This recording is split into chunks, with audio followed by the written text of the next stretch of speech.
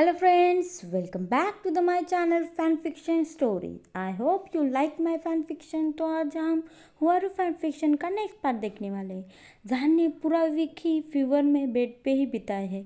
आज वो फाइनली उठ सकता है। वो अभी भी वीक फील करता है और वो अपनी बॉडी में चेंज फील कर रहा था। जब उसने मिरर में देखा तो वो बहुत अमेजिंग दिख रहा था और उसकी स्किन जैसे कि पोर्सिलेन से बनी है, ब्राइट, कोल्ड, स्मूथ और सॉफ्ट। जैसे उसने टच किया उसे फील हुआ।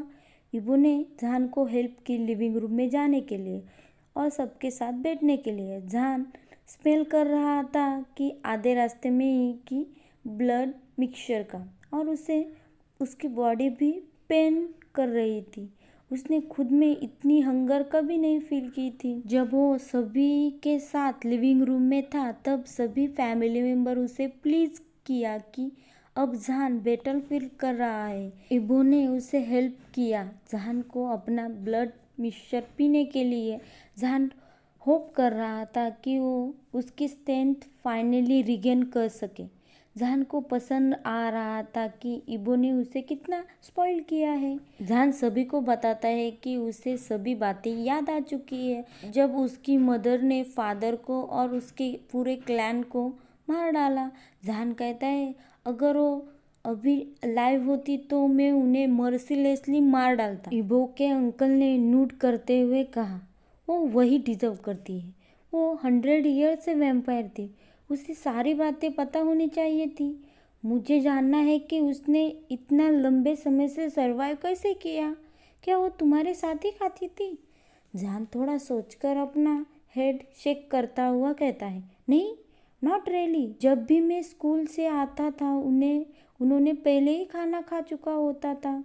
वो कहती थी हमेशा उन्हें टाइम पे खाना खाना होगा मेडिसिन के वजह से। उन्हें वो हमेशा ही कहती थी कि जब वो डिनर तैयार करती थी तभी वो खा लेती थी, उसके बाद उन्हें भूख नहीं लगती थी। अंकल कहते हैं तो उसने हाइड किया है, लेकिन उसने कहाँ से ब्लड मिक्सचर मिला था? जहान कहता है शायद उन्होंने कभी ब्लड मिक्सचर नहीं पिया होगा। अंकल कहते हैं आई एम श्योर उसने पिया होगा। अगर उसने प्योर ब्लड पिया होता तो वो वाइल्ड हो जाती। उन्हें नोटिस भी कर सकते थे बिकॉज उनकी थर्स्टी बड़ी हो जाती थी ब्लड के लिए। और वो तुम्हारे स्टेप फादर को भी मार सकती थी बिकॉज ब्लड इज मेल से ही उसे पागल बना सकती थी। सिजन कहता है हाँ, अगर उसने पूरे क्लैन का सप्लाई भी चुरा लिया होगा तब भी 8 ईयर तक पूरा नहीं पड़ सकता था। ब्लड मिक्सचर हमेशा के लिए नहीं रह सकता। इतना मतलब है कि उसके पास कोई डीलर था। जहान कहता है उन दिनों में एक मैन हमेशा ही विजिट करता था। मत में एक बार मदर से बात करता था। वो हमेशा ही उनके रूम में लेके जाती थी। उस मैन के पास एक बड़ा सूटकेस होता था या शायद उसमें ब्लड मिक्सचर होता था। अंकल कहते हैं मुझे लगता है मुझे नहीं पता मैन कौन था। इस ब्लड मिक्सचर की रेसिपी सिर्फ मुझे ही पता है। जहान कुछ बोलने ही वाला था लेकिन वो रुक गया। उसके नेक के हेयर खड़े हो चुके थे। तब उसने स्ट्रेंज स्मेल नोटिस की और सभी अलर्ट हो चुके थे और वो स्मेल ज़्यादा ही बढ़ रही थी। इबो ने जहान को चेयर पे बिठाते हुए कहा तुम वैसे ही करना जैसे मैं कहूँगा। तुम जल्दी से अपने कपड़े चेंज कर लो और मैं तुम्हें गैरेज में लेके जाता हूँ। वहाँ पे वैन है, उसे लेकर तुम अपने अपार्टमेंट में जाओ। तुम वहीं पे छुप कर रहना जब तक मैं तुम्हारे पास नहीं आ जाता। समझ आया तुम्हें? जहान शेक करने लग गया था। उसे कुछ समझ नहीं आ रहा था। फिर भी वो नोट करता हुआ लॉन्ग कोट पहनता है जो इबो ने उसे दिया था। वो वहाँ से सीक्रेट पैसेज से जाता हुआ इबो कहता है अपार्टमेंट में ही तुम मेरा वेट करना। अगर तुम्हें भूख लगे तो वैन में 10 बॉक्स है ब्लड मिक्सचर के, तुम तुम्हारे साथ ही लेके जाना और प्लीज़ डोंट वरी, मैं जल्दी ही तुम्हारे पास आ जाऊँगा। जहान कहता है क्या गलत हुआ है? इबो कहता है हम पे अटैक हुआ है अननोन वैम्पायर जो ह्यूमन पे हमला कर रहे थे, हम उनके बारे में सोच ही रहे थे और अब उन्होंने क्लैन पे अटैक कर दिया है। जहान कहता है मुझे तुम्हारे साथ ही जाना है। इबो कहता है माय प्रीशियस जहान, डोंट वरी, मैं जल्दी ही तुम्हारे पास आ जाऊंगा। तुम अभी बहुत वीक, तुम्हारे फीवर के वजह से मैं नहीं चाहता तुम्हें हर्ट हो, और प्लीज वेट, तुम्हारे अपार्टमेंट में ही मेरा वेट करना। आई प्रॉमिस, मैं तुम्हें वहाँ पे ही आके मिलूंगा, मुझे अभी जल्दी है। जहान कहता है तुम मेरे साथ क्यों नहीं आना चाहते इबो? इबो कहता है बिकॉज मुझे मेरे फैमिली को प्रोटेक्ट करना होगा। You can understand that right? तुम्हें पता है I love you very much, मैं सब कुछ कर सकता हूँ तुम्हारे पास जल्दी से आने के लिए, बट पहले मुझे मेरे फैमिली को सेव करना होगा। जहान कहता है आई अंडरस्टूड, फिर भी मैं चाहता हूँ तुम मेरे साथ आ जाओ। इबो कहता है ऑफ कोर्स जहान, मैं जल्दी से आ जाऊँगा। तब तक वो गैरेज में पहुँच चुके थे जहाँ वैन रखी होती है। जहान इबो को की देता है, उससे किस करता हुआ कहता है तुम सिर्फ ड्राइव करते रहो, आसपास मत देखना। जहान नूड करता हुआ रोना शुरू कर देता है। वो फिर इबो से दूर नहीं जाना चाहता था, बट वो अभी इबो पे बर्डन नहीं बनना चाहता। अब वो बहुत वीक है, इसलिए इंजन चालू करता हुआ इबो ने दिखाया हुआ दिशा से आगे बढ़ने लग जाता है। और जब वो ड्राइव कर रहा होता है, उसे डेंजर फील हो रहा होता है। उसकी सेंस टर्न ऑन हो चुकी थी, वो कुछ फील कर रहा था, वो उससे फ्री होना चाहता था, लेकिन उसके लिए वो अब बहुत वीक है। जिन स्ट्रेंज वैम्पायर ने अटैक किया है वो प्योर ब्लड पीते हैं, और अब वो अपने फीवर से ठीक से निकला भी नहीं है।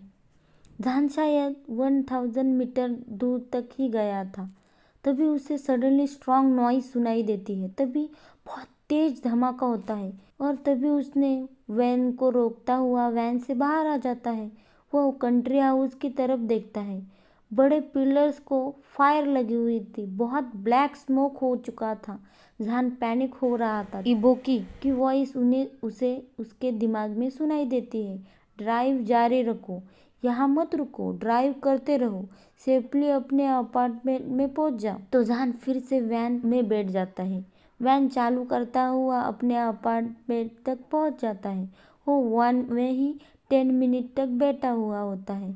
उसके बाद वो सभी बॉक्स को अपने अपार्टमेंट में शिफ्ट करता है। नाइट होने के कारण उसे कोई नहीं देखता। अब उस लाइट की भी ज़रूरत नहीं है, उसे अपने आंखों से सब दिखता है। वो अपार्टमेंट में आकर बैठ जाता है। उसकी पूरी बॉडी अभी भी शेक कर रही थी। वो नोटिस करता है वो रो रहा है, उसे डर लग रहा है, वो बहुत वीक होता है। उसे लगता है कि जब वो फीवर से उठा तो वो इबो की तरह स्ट्रांग वैम्पायर होगा। जहां 1 घंटे से अपार्टमेंट में वेट कर रहा था। अपनी बालकनी में जाता है, वो फिर लिविंग रूम में आता है। इबो अभी तक नहीं आया है। अब सुबह होने आई है। जहान कर्टेन लगाता है, वो सोफे पे अपने नेक बेंड करता हुआ बैठ जाता है। वो ड्रीम में होता है। वो अपने अपार्टमेंट से दौड़ता हुआ कंट्री हाउस में पहुंचना चाहता है। वो इबो को ढूंढना चाहता है, लेकिन जब वो वहां पहुंचा उसने इबो को नहीं देखा। वह कुछ भी नहीं होता है, सिर्फ स्मोक होता है, ऐसे स्ट्रॉन्ग स्मेल ऑफ ब्लड। वो बार बार इबो को आवाज़ देता है, लेकिन उसने उसे आंसर नहीं दिया। वो फील करता है कि इबो अभी तक जिंदा है, बट इबो है कहाँ अब? तभी उसके अपार्टमेंट के डोर पे लाउड नॉक होती है, तो जहान उठ जाता है। वो दौड़ता हुआ डोर के पास जाता है, शायद इबो आया होगा यह सोचता हुआ, लेकिन वो नहीं आता है। इबो के ब्रदर सिचेन और सिचुई उसके कपड़े ब्लड में भरे हुए थे। उनके फेस पर भी मार्क्स होते हैं, जैसे कि उन्हें बहुत फाइट की थी। जहान पैनिक हो चुका था और पूछता है इबो काका कहाँ है? सिचन कहता है हमें लगा कि इबो यहीं पे होगा। तभी सिचुई रोने लग गए। जहान वहीं पे बैठता हुआ रोने लगा। सिचन उसे गले लगाता हुआ कहता है इबो ठीक होगा, वो बहुत स्ट्रांग है, डोंट वरी जहान, वो तुम्हारे पास वापस आ जाएगा। वो सभी लिविंग रूम में बैठे हुए होते हैं, होप करते हुए कि उसके अंकल और इबो जल्दी से आ जाए वहाँ पे, या फिर वो ठीक है ये ही पता चल जाए। इवनिंग हो चुकी थी, फिर भी इबो और उनके अंकल नहीं आए थे और उन्हें कांटेक्ट भी नहीं किया था। जान बालकनी में खड़ा होता हुआ जंगल की तरफ देख रहा था। वो विस्पर करता हुआ कहता है, तुम कहाँ पे हो? Where are you? आज हम यहाँ पे हमारा फैन फिक्शन ख़त्म कर रहे हैं। दोस्तों आप क्या चाहते हैं, इस फैन फिक्शन को मैं अभी जल्दी से ख़त्म कर दूँ या पूरा सुनना चाहते हैं? पूरा सुनना चाहते हैं तो ये फैन फिक्शन बहुत बड़ा हो जाएगा। आप क्या पसंद करते हैं तो ये मुझे कमेंट करके ज़रूर बताइए। आप पूरा सुनना चाहते हैं तो मुझे कमेंट करके ज़रूर बताइए। और मैं कल से और एक नया फैन फिक्शन शुरू करने वाली हूँ। ए और वो साथ में ही वीडियो आएंगे। दोस्तों आपको फैन फिक्शन पसंद आया होगा तो लाइक करें, कमेंट करें और सब्सक्राइब नहीं किया होगा तो सब्सक्राइब ज़रूर करें। Thank you for watching.